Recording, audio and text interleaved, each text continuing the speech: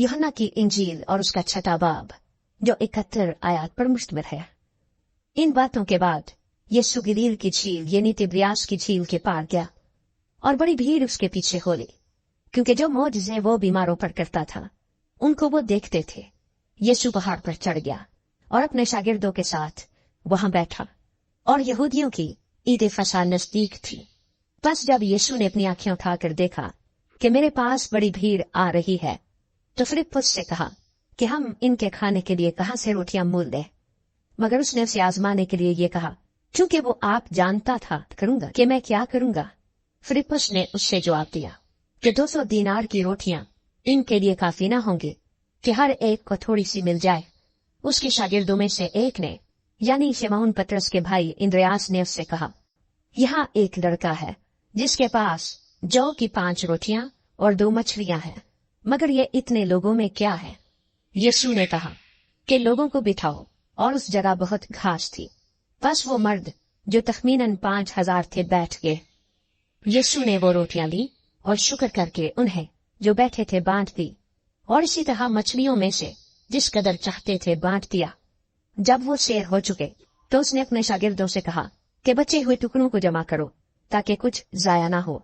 चुनाचे उन्होंने जमा किया, और जौ की 5 रोटियों के टुकड़ों से जो खाने वालों से बच रहे थे 12 टोकरियां भरी। बस जो मौजज़ा उसने दिखाया वो लोग उसे देख कर कहने लगे, जो नबी दुनिया में आने वाला था फिल हकीकत यही है।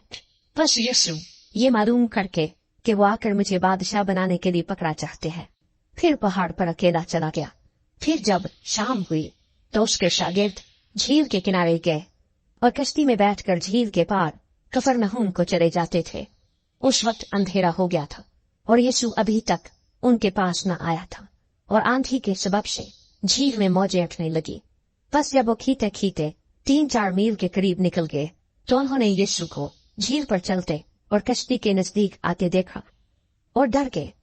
मगर उसने उनसे कहा, मैं हूं, डरो मत। बस वो उसे कश्ती में चढ़ा लेने को राजी हुए, और फौरन वो कश्ती उस जगह जा पहुंची जहां वो जाते थे। दूसरे दिन उस भीड़ ने जो झील के पार खड़ी थी ये देखा कि यहाँ एक के सिवा कोई छोटी कश्ती न थी, और यीशु अपने शागिर्दों के साथ कश्ती पर सवार न हुआ था, बल्कि सिर्फ उसके शागिर्द चले गए थे। लेकिन बाज छोटी कश्तियां तिब्रियास से उस जगह के नजदीक आईं जहां उन्होंने खुदावंद के शुक्र करने के बाद रोटी खाई थी। बस जब भीड़ ने देखा कि यहाँ ना यीशु है ना उसके शागिर्द, तो वो खुद छोटी कश्तियों में बैठकर यीशु की तलाश में कफरनहूम को आए और झील के पार उससे मिलकर कहा, ए रब्बी, तू यहाँ कब आया? यीशु ने उनके जवाब में कहा, मैं तुमसे सच कहता हूँ कि तुम मुझे इसलिए नहीं ढूंढते कि मौजज़े देखे, बल्कि इसलिए कि तुम रोटियां खाकर शेर हुए। फानी खुराक के लिए मेहनत न करो, बल्कि उस खुराक के लिए जो हमेशा की जिंदगी तक बाकी रहती है, जिसे इब्ने आदम तुम्हें देगा, क्योंकि बाप यानी खुदा ने उसी पर मोहर की है। बस उन्होंने उससे कहा कि हम क्या करें ताकि खुदा के काम अंजाम दे। यीशु ने जवाब में उनसे कहा, खुदा का काम यह है कि जिसे उसने भेजा है उस पर ईमान लाओ।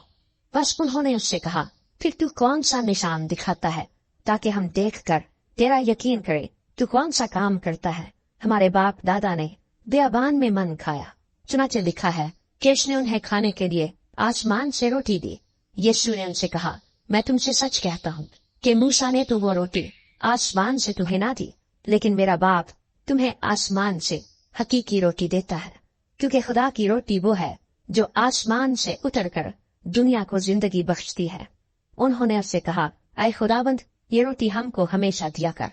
यीशु ने उनसे कहा, जिंदगी की रोटी मैं हूँ, जो मेरे पास आए वो हरगिज भूखा ना होगा, और जो मुझ पर ईमान लाए वो कभी प्यासा ना होगा। लेकिन मैंने तुमसे कहा कि तुमने मुझे देख लिया है, फिर भी ईमान नहीं लाते। जो कुछ बाप मुझे देता है मेरे पास आ जाएगा, और जो कोई मेरे पास आएगा उसे मैं हरगिज निकाल न दूंगा, क्योंकि मैं आसमान से इसलिए नहीं उतरा हूँ कि अपनी मर्जी के माफिक अमल करूँ, बल्कि इसलिए कि अपने भेजने वाले की मर्जी के माफिक अमल करूँ। और मेरे भेजने वाले की मर्जी ये है कि जो कुछ उसने मुझे दिया है मैं उसमें से कुछ खो न दूं, बल्कि उसे आखिरी दिन फिर जिंदा करूँ। क्योंकि मेरे बाप की मर्जी ये है कि जो कोई बेटे को देखे और उस पर ईमान लाए हमेशा की जिंदगी पाए, और मैं उसे आखिरी दिन फिर जिंदा करूं।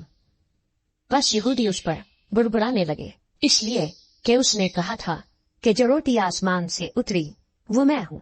और उन्होंने कहा, क्या ये यूसुफ का बेटा यीशु नहीं, जिसके बाप और माँ को हम जानते हैं? अब ये क्यों कर कहता है कि मैं आसमान से उतरा हूँ? यीशु ने जवाब में उनसे कहा, आपस में ना बुड़बुड़ाओ।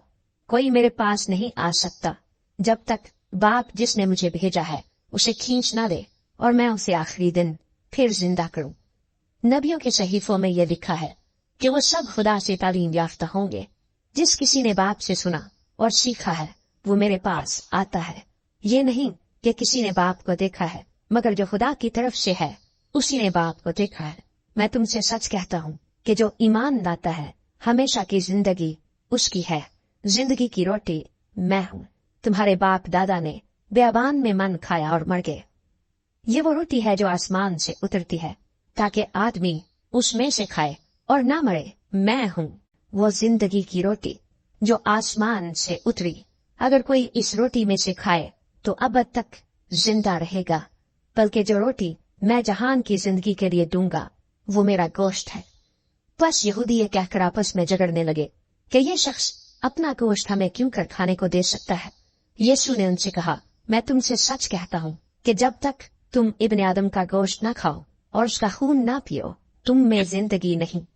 जो मेरा गोश्त खाता और मेरा खून पीता है हमेशा की जिंदगी उसकी है, और मैं उसे आखिरी दिन फिर जिंदा करूंगा। क्योंकि मेरा गोश्त फिर हकीकत खाने की चीज और मेरा खून फिर हकीकत पीने की चीज है। जो मेरा गोश्त खाता और मेरा खून पीता है वो मुझ में कायम रहता है और मैं उसमें। जिस तरह जिंदा बाप ने मुझे भेजा और मैं बाप के सबब से जिंदा हूँ, उसी तरह वो भी जो मुझे खाएगा मेरे सबब से जिंदा रहेगा। जो रोटी आसमान से उतरी यही है, बाप दादा की तरह नहीं कि खाया और मर गए। जो ये रोटी खाएगा वो अब तक जिंदा रहेगा। ये बातें उसने कफरनहूम के एक इबादत खाने में तालीम देते वक्त कही।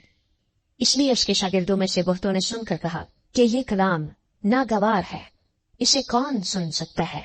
यीशु ने अपने जी में जानकर कि मेरे शागिर्द आपस में इस बात पर बुड़बुड़ाते हैं, उनसे कहा, क्या तुम इस बात से ठोकर खाते हो? अगर तुम इब्ने आदम को ऊपर जाते देखोगे जहाँ वो पहले था तो क्या होगा? जिंदा करने वाली तो रूह है जिस्म से कुछ फायदा नहीं। जो बातें मैंने तुमसे कही हैं वो रूह है और जिंदगी भी है, मगर तुम में से बाज ऐसे हैं जो ईमान नहीं लाए। क्योंकि यीशु शुरू से जानता था कि जो ईमान नहीं लाते वो कौन है और कौन मुझे पकड़वाएगा। फिर उसने कहा, इसीलिए मैंने तुमसे कहा था कि मेरे पास कोई नहीं आ सकता जब तक बाप की तरफ से उसे ये तौफीक ना दी जाए। इस पर उसके शागिर्दों में से बहुतेरे उल्टे फिर गए और इसके बाद उसके साथ ना रहे। बस यीशु ने उन 12 से कहा, क्या तुम भी चला जाना चाहते हो? शिमोन पतरस ने उसे जवाब दिया, ऐ खुदावंद, हम किसके पास जाएं? हमेशा की जिंदगी की बातें तो तेरे ही पास है, और हम ईमान लाए और जान गए हैं कि खुदा का कुद्दूस तू ही है। यीशु ने उन्हें जवाब दिया, क्या मैंने तुम 12 को नहीं चुन लिया और तुम में से एक शख्स शैतान है? उसने ये शिमोन इस्करियोती के बेटे यहूदा की निस्बत कहा, क्योंकि यही जो उन 12 में से था उसे पकड़वाने को था।